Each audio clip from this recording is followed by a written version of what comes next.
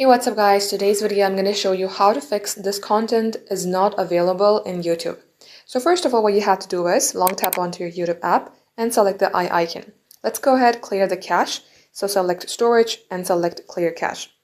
And also select force stop, then select OK. Now restart your device, launch your YouTube application and see if it changes anything. Next, if it's still not working, then you may go ahead, open your another browser. In my case, I'm using Brave.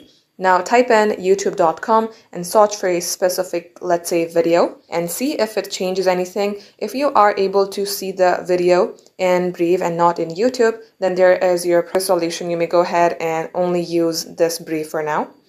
But if you are still not being able to see the content from either of this, that means the content has been removed from the owner itself and there is no way that you can view it because the person who owns the video has completely removed it from YouTube. So guys, this is how it's done. Thank you for watching.